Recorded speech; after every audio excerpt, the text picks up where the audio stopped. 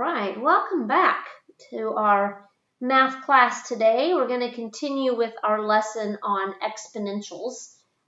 In particular, we're going to be talking about exponentials with a base of e. Okay, so first of all, using the calculator, you'll notice right here above the ln button, it says e to the x. So you're going to have to do second ln to get to that e to the x. So you're going to type in 2 times e, and then it's going to either automatically put it into the exponent for you, and you just type 4, or it'll put a little caret with parentheses, depending on the mode of your calculator.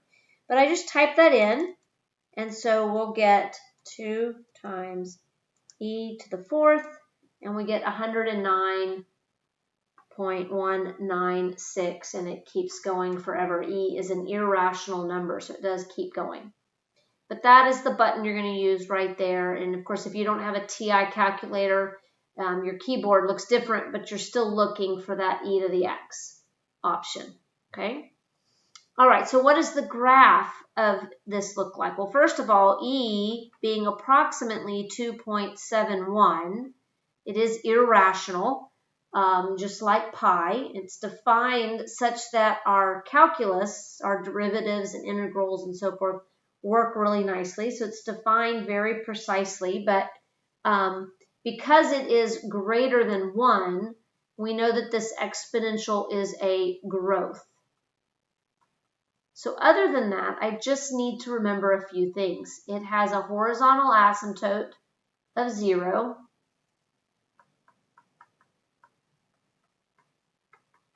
Okay, its domain will be all reals, and its range will be y greater than 0. Okay, and all exponentials go through the point 0a.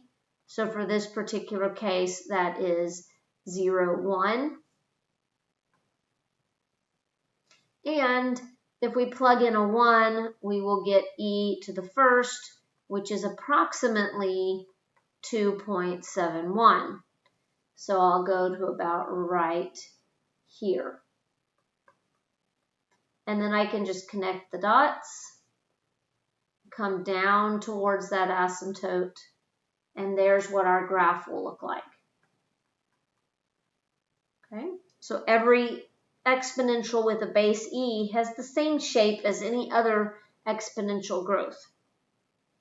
Okay. So if I want to do this one, now I'm moving to the right one, and I'm moving up 2. So this makes my horizontal asymptote at y equals 0 plus 2. So I'm going to mark that right away. Okay. And then I take that initial point that would be at 0, 1, and I'm going to go to the right one. So that'll put me at 1, 1. And then I'm going to go up 2. So now I'm at 1, 3. Okay. If I put in a 1 for my x, normally I would be at 1e, but this is now going to be at 2e, and then 2e plus 2.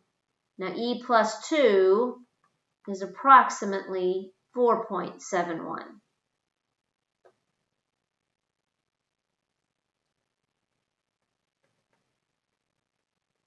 And then we can connect through the dots and down towards that asymptote. Okay. Again, it's a growth, so it's going to have the horizontal asymptote. We can label the 2 points and get our shape. Okay. Now, this leads us to an application of doing compound interest. So this is helping us figure out how much money we will have on an investment. So the P is the principal amount. So in other words, that's your initial investment. Or maybe it's not an investment, maybe it's a loan, like a mortgage on your house or something. But it's the initial amount. The N is the number of times It is compounding in a year. Okay, and the R is your interest rate. Okay, and then the T is the number of years that have gone by.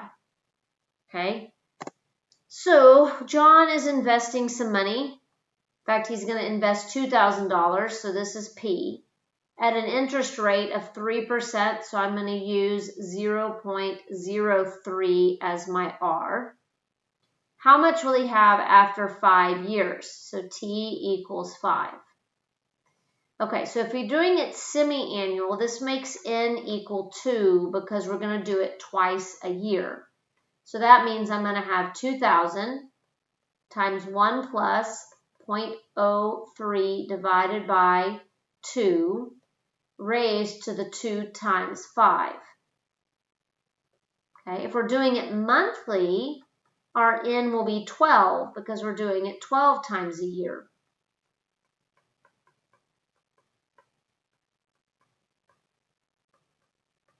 So I just put a 12 in there for the N. Okay, and then we can go to our calculator.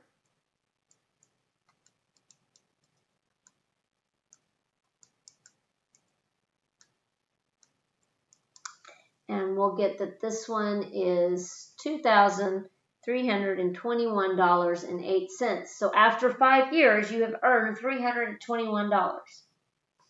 Okay, if I plug it in with the 12 times a year, so I'm going to do it monthly,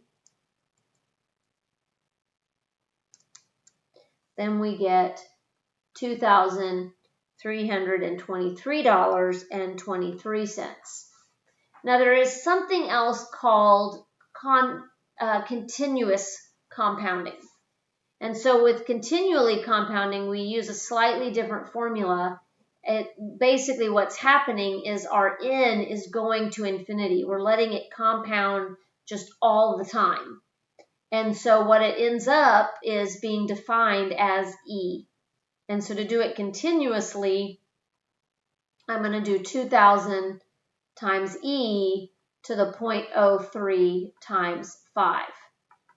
So putting that one in the calculator, we get $2,323.67. So there's not a whole lot difference on this 5-year period for doing it monthly and continuously. But the bigger this initial investment and the longer number of years, the bigger the gap might become. But in general, the more times you compound it, the better off you are. Okay, so hopefully that gives you a little idea into an application of these exponentials. This will be a lot of what you might talk about in personal finance, business, banking, in sort of investments, getting a loan on a car or a house, whatever. So hopefully that gives you a little thought. Again, thanks for joining us. We will see you next time.